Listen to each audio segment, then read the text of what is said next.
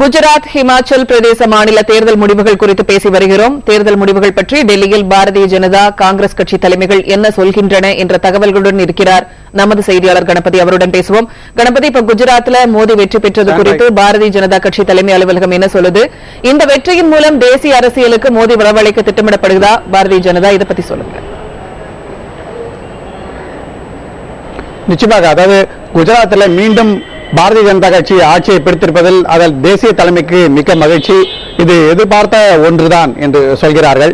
ஆனால் நரேந்திர மோடி தனி ஒரு மனிதராக நின்று தேர்தல் பிரச்சாரத்தை நடத்தி மற்ற மூத்த தலைவர்களான எல்கே அத்வானி, கட்கரி போன்றோர் பேரளவுக்கு தான் அங்கே பிரச்சாரம் செய்தார்கள்.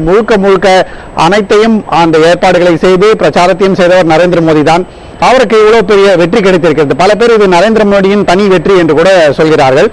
அப்படி இருக்கும் சூழ்நிலையிலே கட்சிக்குள்ளே அவருக்கு இருக்கும் எதிர்ப்பு இனிமேல் குறைந்தாக வேண்டும், வேறு வழி இல்லை என்று பாரதிய ஜனதா கட்சியின் தலைவர்கள் கருதுகிறார்கள். அதாவது நரேந்திர மோடி அடுத்த பொதுத் தேர்தலில், அதாவது 2014 பொதுத் தேர்தலில் பிரதமர் வேட்பாளராக அறிவிக்கக்கூடியதற்கான வாய்ப்புகள் இப்போது அதிகரித்திருக்கின்றன. ஏற்கனவே என்ன சொல்லப்பட்டது என்றால், நரேந்திர மோடிக்கு அதிக எதிர்ப்பு இருப்பதால் எல்கே அத்வானி போன்ற மூத்த தலைவர், அதாவது எல்லோரும் ஏற்றுக்கொள்ளக்கூடிய ஒரு தலைவர், அவரே மீண்டும் பிரதமர் வேட்பாளராக அறிவிக்கப்படலாம் என்று. ஆனால் இப்போது சூழ்நிலை மாறி வருகிறது. நரேந்திர மோடி நிரூபித்து விட்டார், தனியாக கூட தான் குஜராத்தை ஜெயித்து காட்டுவேன் என்று. அப்படி செய்திருக்கிற காரணத்தால் அதே போலவே அவர் தேசிய அளவிலும் செய்தால்தான் பாரதிய ஜனதா கட்சிக்கு ஒரு புதிய வேகம் கிடைக்கும் என்பதற்காக அத்வானி போன்றவர்கள் பெரிய தலைவர் இருப்பவர்கள் பிரதமர் வேட்பாளராக போட்டியிடாமல் கட்சிக்காக பணிகளை செய்து மற்ற வேட்பாளர்கள் இவருக்கு வழிவிட்டு இவர் பிரதமர் வேட்பாளராக வருவதற்கும், அல்லது தானே தலைமையில் முடிவுகளை எடுத்து பிரதமர் வேட்பாளர் யார், கட்சி தலைவர் யார் போன்ற முக்கிய முடிவுகளை எடுப்பதற்காகவும் இந்த மாதிரியான ஒரு வெற்றி வழிவகுக்கும் என்று எதிர்பார்க்கிறார்கள். எதிர்பார்த்ததை போலவே நரேந்திர மோடி நன்றாகவே இந்த தேர்தல் முடிவுகளை கொண்டு வந்து கொடுத்திருக்கிறார். கிட்டத்தட்ட 120 தொகுதிகள் வரை பாரதிய ஜனதா கட்சி வெற்றி அடைந்தால் பின்னர் கட்சியிலே அவருக்கு முக்கியத்துவம் கொடுக்க வேண்டும் என்கிற விஷயத்தை யாரும் மறுக்க முடியாது என்பது பாரதிய ஜனதா கட்சியின் தலைமையின் கூற்று. ஆனால் நரேந்திர மோடி வெற்றி பெற்றவுடன் இந்த பிரச்சனை முடிந்துவிடவில்லை, இனிமேல் தான் பிரச்சனையே ஆரம்பமாகிறது என்று ஒரு சாரர் கூறுகிறார்கள். நரேந்திர மோடி இங்கு கொண்டு வரப்பட்டால் அதனால் கட்சிக்குள் இருக்கும் மற்ற தலைவர்கள் என்ன செய்வார்கள்? சுஷ்மா ஸ்வராஜ், அருண் ஜேட்லி போன்றவர்கள் எப்படி அதற்கு தங்களுடைய நிலைப்பாட்டை கொடுப்பார்கள்? அதே போலவே எல்கே அத்வானி போன்ற தலைவர்கள் இதை பற்றி என்ன கருதுவார்கள் போன்ற விஷயங்கள் எல்லாம் இப்போது மிகவும் தீவிரமாக யோசிக்கப்பட்டு வருகின்றன. பூர்ணிமா, கணபதி, இப்ப மோடியோட இந்த வெற்றியை தொடர்ந்து அவரை பிரதமர் வேட்பாளராக முன்னிறுத்த பாரதிய ஜனதா தயாராகுதா? இதை பத்தி சொல்லுங்க.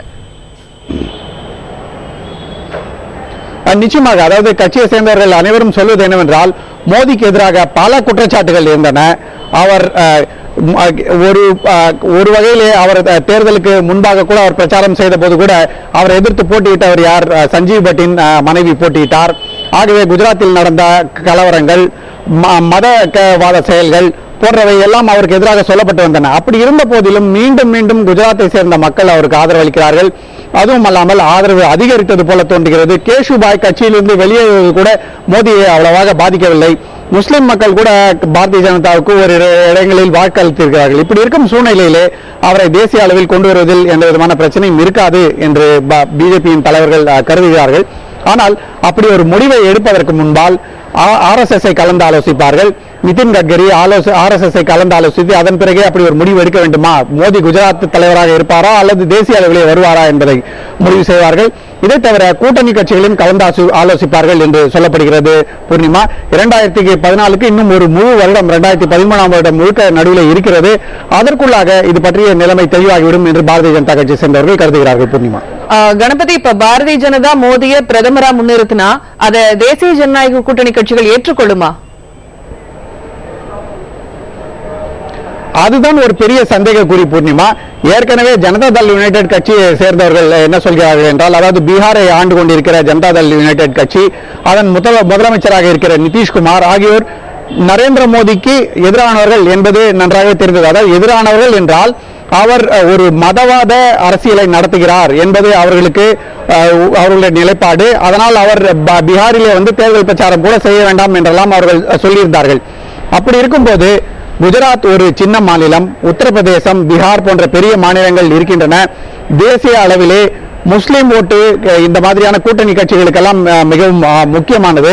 அப்படி இருக்கும் சூழ்நிலையில் அவர்கள் ஏற்றுக்கொள்வார்களா? அதுதான் ஒரு பெரிய சந்தேகக்குறி. ஏற்கனவே ஜனதாதள் யுனைடெட் கட்சியின் தலைவரான நிதிஷ்குமார் சொல்லியிருக்கிறார், நரேந்திர மோடியை பிரதமராக என்டிஏவின் தலைவராக ஏற்றுக்கொள்வது கடினம் என்று குறிப்பிட்டு காட்டியிருக்கிறார். இப்போது கூட அந்த கட்சியின் தலைவர்கள் சொல்வது என்னவென்றால், குஜராத்துக்கு வேண்டுமானால் அவர் முதலமைச்சராக இருக்கட்டும், ஆனால் தேசிய அளவில் அவரை பிரதமர் வேட்பாளராக ஏற்றுக்கொள்வது என்றெல்லாம் அதற்கான சூழ்நிலை இப்போது இல்லை என்று சொல்கிறார்கள். ஆகவே மற்ற கட்சிகளை ஒத்துக்கொள்ள வைப்பது பாரதிய ஜனதாவுக்கு அவ்வளவு சுலபமாக இருக்காது. ஒருவேளை வேறு வழி இல்லாமல் போனால் மட்டுமே அந்த மாதிரி செய்வதற்கு ஒத்துக்கொள்வார்கள் என்று எதிர்பார்க்கப்படுகிறது. பூர்ணிமா, கணபதி, இப்போ குஜராத்ல பாரதிய ஜனதாக்கு வெற்றி கிடைச்சிருக்கு, ஆனா ஹிமாச்சல்ல பாரதிய ஜனதா ஆட்சியை இழந்திருக்காங்க, காங்கிரஸ் ஆட்சியை பிடித்திருக்கு. இந்த மாநில தேர்தல் முடிவுகளை டெல்லி தலைமை எப்படி பாக்குறாங்கன்னு சொல்லுங்க. நிச்சயமா, அதாவது ஹிமாச்சல பிரதேசத்தில் துமல் மீண்டும் ஆட்சிக்கு வருவார், பாரதிய ஜனதா மீண்டும் ஆட்சியை பிடிக்கும் என்று அந்த கட்சியை சேர்ந்தவர்கள் நம்பினார்கள். ஏனென்றால் வீரபத்ர சிங்குக்கு எதிராக ஊழல் குற்றச்சாட்டுகள் தொடர்ந்து வந்து கொண்டே இருந்தன. ஆனால் அப்படி இருந்த சூழ்நிலையிலும் பாரதிய ஜனதா கட்சி அங்கே தோற்றிருக்கிறது. இந்த விஷயம் காரணமாக நரேந்திர மோடிக்கு பலம் அதிகம் கூடியிருக்கிறது என்று சொல்கிறார்கள். ஏனென்றால் ஒரு பக்கம் பார்த்தால் ஹிமாச்சலிலே ஆட்சியில் இருந்து ஆட்சியை இப்போது கோட்டை விட்டு விட்டார்கள். ஆனால் குஜராத்திலே நரேந்திர மோடி ஒவ்வொரு முறையும், அதாவது 3வது முறையாக ஆட்சியை தக்க வைத்துக் கொண்டிருக்கிறார். கட்சியில் என்ன பிளவு வந்தாலும் சரி, அதனால் பாதிக்கப்படாமல் கட்சியை காப்பாற்றி தன்னுடைய பெரும்பான்மையை அதிகப்படுத்தியிருக்கிறார். ஆகவே அவருடைய முக்கியத்துவம் இன்னும் அதிகமாகிறது. ஆனால் ஹிமாச்சல பிரதேசத்தை பற்றி அவர்கள் சொல்வது என்னவென்றால், ஹிமாச்சல பிரதேசத்திலே அவர்களுடைய பிரச்சாரம் வேறு மாதிரியாக இருந்தது, குஜராத் மாதிரியாக இல்லை. அந்த பிரச்சாரம் எடுபடவில்லை என்ற ஒரு கருத்து இருக்கிறது. இதை தவிர வீரபத்ர சிங் இது என்னுடைய கடைசி தேர்தல், எனக்கு வாக்களியுங்கள் என்று சொன்னதால் தான் அவருக்கு மக்கள் வாக்களித்திருக்கிறார்கள். ஆனால் மீண்டும் பாரதிய ஜனதா கட்சி அங்கே ஆட்சிக்கு வரும் என்றெல்லாம் பாரதிய ஜனதா கட்சிகள் சேர்ந்தவர்கள் தங்களுக்கு தாங்களே ஆறுதல் சொல்லிக் கொள்கிறார்கள். ஆனால் இப்போதைக்கு அங்கே ஒரு எதிர்பாராத தோல்வி அவர்களுக்கு கிடைத்திருக்கிறது என்பதை அவர்கள் ஒத்துக்கொள்கிறார்கள். அதற்கான காரணம் என்ன என்பதை அலச இருக்கிறார்கள். வரும் நாட்களில் அங்கே தலைமை பற்றிய சில முக்கியமான முடிவுகள் அவர்கள் எடுக்கலாம். பூர்ணிமா, குஜராத் ஹிமாச்சல் பிரதேச தேர்தல் டெல்லியில் என்ன மாதிரியான தாக்கத்தை ஏற்படுத்திருக்கு, கட்சி தலைமையிடங்கள் என்ன சொல்றாங்க அப்படிங்கிற பத்தின தகவலை விரிவா சொன்னீங்க கணபதி. உங்களுடைய தகவல்களுக்கு நன்றி. குஜராத் சட்டமன்ற தேர்தலில் ஹேட்ரிக் சாதனை படைத்து மீண்டும் முதல்வராக பொறுப்பேற்க உள்ள நரேந்திர மோடியின் வெற்றிக்கு காரணம் என்ன என்பது பற்றியும், மக்கள் அவரிடம் தற்போது என்ன எதிர்பார்க்கிறார்கள் என்பது பற்றியும் இந்த செய்தி தொகுப்பில் பார்ப்போம். பாரதிய ஜனதா கட்சியை பொறுத்தவரை தேசிய அரசியலிலும் முக்கியத்துவம் அளிக்கப்படுபவராக திகழும் நரேந்திர மோடி குஜராத் மாநிலத்தின் முதலமைச்சராக கடந்த 2001 அக்டோபர் 1ஆம் தேதி பொறுப்பேற்றார். அடுத்த 5 மாதங்களில் கோத்ரா ரயில் எரிப்பு சம்பவமும், அதைத் தொடர்ந்து மாநிலத்தின் பல பகுதிகளில் வன்முறையும் வெடித்தது. இந்நிலையில் வன்முறை சம்பவங்களை அவர் கட்டுப்படுத்த தவறிவிட்டார் என்ற குற்றச்சாட்டு வைக்கப்பட்டது. அமெரிக்காவும் இங்கிலாந்தும் மோடிக்கு விசா வழங்க மறுத்துவிட்டது. நரேந்திர மோடி இஸ்லாமியர்களுக்கு எதிரானவர் என்ற கருத்து நிலவியது. இதனால் 2007ஆம் ஆண்டு சட்டப்பேரவை தேர்தலில் அவருக்கு பின்னடைவு ஏற்படும் என எதிர்க்கட்சிகள் கருதிய நிலையில் 127 தொகுதிகளில் வெற்றி பெற்று பெரும்பான்மை பலத்துடன் மீண்டும் ஆட்சியை கைப்பற்றினார். மேலும் குஜராத் கலவரம் தொடர்பாக மோடி மீது கூறப்பட்ட குற்றச்சாட்டு குறித்து ஆராய 2009இல் சிறப்பு புலனாய்வு குழு ஒன்றை உச்சநீதிமன்றம் நியமித்தது. அதன் அறிக்கையின் அடிப்படையில் அவர் மீதான குற்றச்சாட்டுக்கு எந்த ஆதாரமும் இல்லை என அந்த வழக்கில் இருந்து மோடி விடுவிக்கப்பட்டார். 2வது முறையாக பதவியேற்ற பின்னர் குஜராத்திற்கு தொழில் முதலீடுகளை ஈர்ப்பதில் நரேந்திர மோடி தீவிர கவனம் செலுத்தினார். இதற்காக சர்வதேச தொழில் முதலீட்டுக்கான மாநாடுகளையும் நடத்தினார். சீனா, சிங்கப்பூர், ஜப்பான் ஆகிய நாடுகளைச் சேர்ந்த நிறுவனங்கள் குஜராத்தில் தொழில் தொடங்க வசதிகளை செய்து கொடுத்தார் மோடி. இத்தகைய நடவடிக்கைகளால் நாட்டிலேயே வேகமாக முன்னேறும் மாநிலமாக குஜராத்தை உயர்த்தினார். குஜராத்தில் தரிசு பூமியாக இருந்த பட்டான் மாவட்டத்தில் கடந்த 2010இல் அமைக்கப்பட்ட சூரிய ஆற்றல் பூங்கா ஆசியாவிலேயே மிகப்பெரியது. இங்கு 500 மெகாவாட் மின்சாரம் உற்பத்தி செய்யப்பட உள்ளது. தற்போது முதற்கட்டமாக 214 மெகாவாட் தயாரிக்கப்படுகிறது. இத்தகைய பூங்காக்களின் எண்ணிக்கை அதிகரிக்கப்படும் என மோடி அறிவித்துள்ளார்.